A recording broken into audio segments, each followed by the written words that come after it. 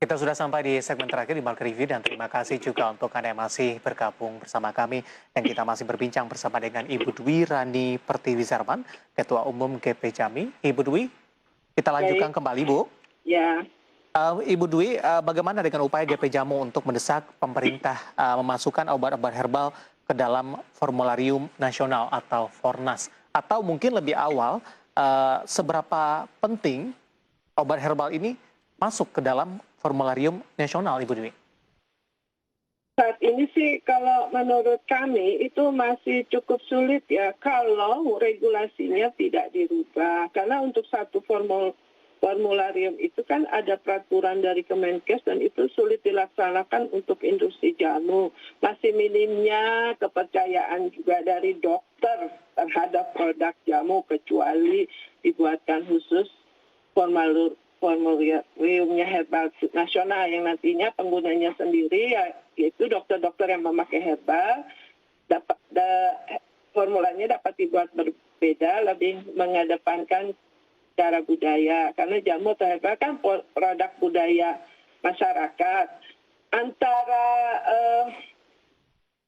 pengobatan farmasi dan herbal itu tidak akan saling bertentangan. Mungkin bahkan dia bisa beriringan dengan catatan pemerintah mau merubah regulasinya. Contoh saja misalnya di China itu bagaimana dalam satu rumah sakit ada pengobatan herbal tradisional, ada juga yang pengobatan konvensional. Kita belum melakukan itu. Nah itu upaya pemerintah. Kita sih pasti selalu mendesak pemerintah dong untuk bisa. Sampai saat ini sih sedang tahapan arah sana walaupun masih sulit gitu. Seperti itu. Perkembangan dan titik terangnya seperti apa, Bu Dwi? Jadi Kemenkes membentuk contoh misalnya ada Komnas Saintifikasi Jamu itu yang menggodok juga bagaimana obat-obat tradisional itu jamu yang resmi itu bisa masuk ke formularium nasional. Nah, untuk saat ini yang baru dibolehkan oleh Kemenkes itu tiap dinas kesehatan diberikan budget untuk menggunakan obat tradisional tetapi untuk yang sudah uji praklinis dan uji klinis. Saat ini kan baru ada yang uji klinis itu 79 merek dan yang sudah uji klinis baru ada 26 produk dan itu kan sangat sedikit. Tapi untuk sampai ke situ kan kita harus kosnya besar itu berapa miliar gitu untuk sampai fitofarmaka itu. Nah, terus kemudian jadi saat ini masih bisa sudah mulai bisa walaupun tidak secara masuk di formularium nasional hanya dari anggaran yang dana taktis lah kira-kira seperti itu. Dari DAK gitu ya. Itu Kemenkes mulai membolehkan Dinkes, tapi untuk produk ya itu aja yang masih sedikit itu.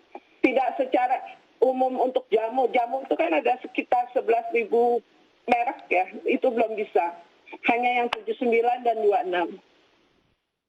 Baik, Ibu Dwi di luar dari upaya untuk mendesak pemerintah memasukkan obat-obat herbal ke dalam formularium nasional atau Fornas ini, bagaimana dengan keberadaan obat herbal lokal yang dapat menekan masuknya obat herbal impor ilegal ini? Posisi pasar sebenarnya seperti apa sejauh ini untuk obat herbal dan keberadaan obat herbal ilegal, Ibu Dwi? Ada obat herbal impor ilegal, ada yang juga lokal ilegal, gitu ya. Okay. Kalau ekspor impor secara resmi kita kan tidak bisa bendung ya, karena sudah menjadi perjanjian dagang antar negara dunia ya, gitu kan. Sebetulnya jamu kita tuh tidak kalah khasiatnya gitu dengan yang dari impor, tetapi jamu kita kan kalah di branding dan tingkat kepercayaan yang masih rendah.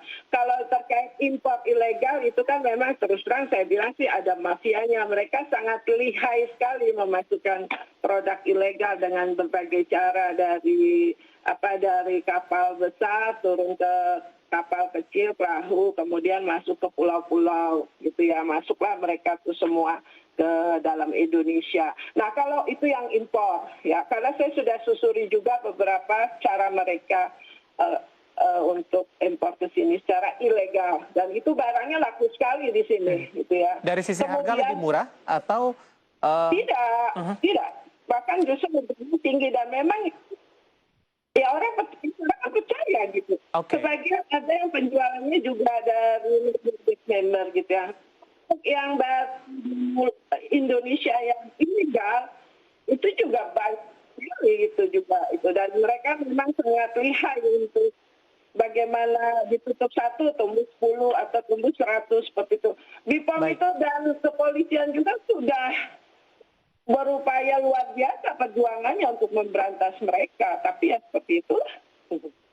Dampaknya kepada obat herbal dari dalam negeri, Bu, yang legal dalam hal ini, Bu Dwi, singkat saja. Dampaknya lumayan, omsetnya besar loh. Ada satu produk ilegal, akhirnya saya laporkan ke BPOM, ya dia omset aja 15 import ilegal. Bayangin gitu.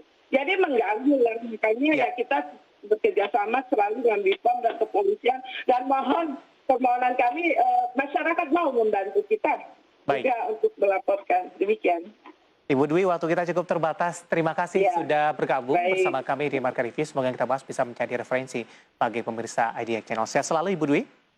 Sama-sama, jangan lupa minum jamu. Baik, ada Ibu Dwi Rani Pertiwi Sarman, Ketua Umum GP Jamu, dan berbincang tadi mengakhiri kebersamaan kita di Market Review kali ini. Akhirnya saya David San Oval dan seluruh rekan kerja yang bertugas mengucapkan terima kasih. Sampai berjumpa kembali.